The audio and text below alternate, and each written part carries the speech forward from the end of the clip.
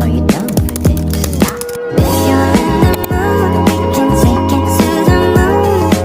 Just like a movie scene, table for two. No need to be fed, I want you instead.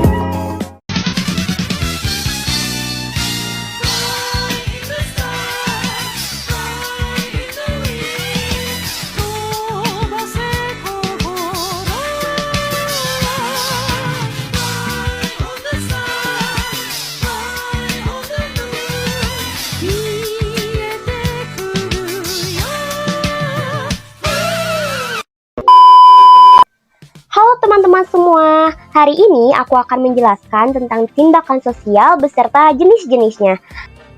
Nah, sebelumnya, apa sih tindakan sosial itu? Nah, tindakan sosial itu adalah perilaku individu yang didasarkan pada makna subjektif dan memiliki orientasi terhadap individu lain.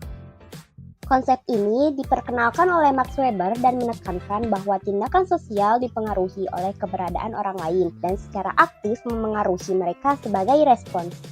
Adapun ciri-ciri tindakan sosial, yang pertama berorientasi pada orang lain. Tindakan sosial dilakukan dengan mempertimbangkan keberadaan dan reaksi orang lain. Kedua, makna subjektif. Setiap individu menafsirkan tindakan sendiri dan tindakan orang lain berdasarkan makna yang melekat padanya. Ketiga, subjektif dan interpretatif. Tindakan sosial tidak hanya dipengaruhi oleh situasi eksternal, tetapi juga oleh interpretasi individu terhadap situasi tersebut. Yang keempat, memengaruhi dan dipengaruhi. Tindakan sosial terjadi dalam interaksi di mana individu saling memengaruhi dan menerima pengaruh. Berikut ini adalah jenis-jenis tindakan sosial menurut Max Weber. Yang pertama adalah tindakan rasional instrumental.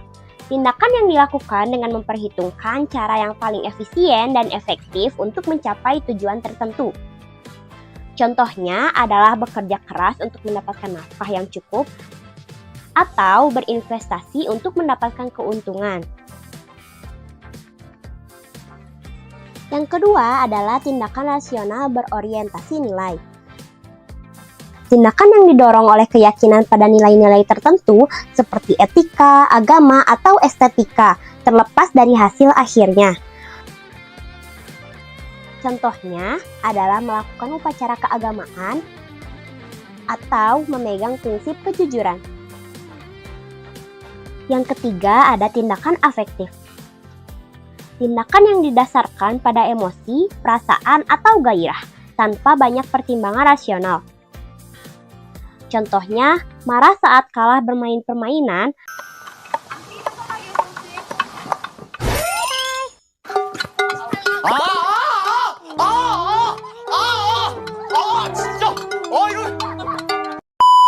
atau senang karena mendapat penghargaan. Yang terakhir ada tindakan tradisional. Tindakan yang dilakukan berdasarkan kebiasaan atau adat istiadat yang sudah mengakar kuat. Contohnya adalah mencium tangan orang tua sebelum berangkat sekolah atau melakukan gotong royong. Setelah jenis-jenis tindakan sosial disebutkan, adapun tindakan manusia untuk memenuhi kebutuhan hidup, antara lain kebutuhan primer, kebutuhan sekunder, dan kebutuhan integratif.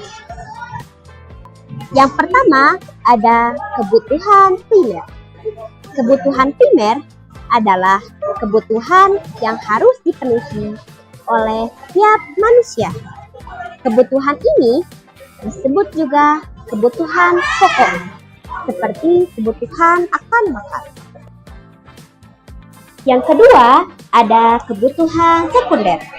Kebutuhan sekunder adalah kebutuhan yang dapat dipenuhi setelah kebutuhan pokok terpenuhi. Kebutuhan sekunder bertujuan untuk menyempurnakan hidup, seperti pendidikan. Yang terakhir ada kebutuhan integratif. Kebutuhan integratif muncul karena pada dasarnya manusia merupakan makhluk berpikir dan bermoral. Manusia tidak bisa bertindak sesuka hatinya, tetapi harus mempertimbangkan keberadaan orang lain di sekitarnya, seperti melakukan liburan.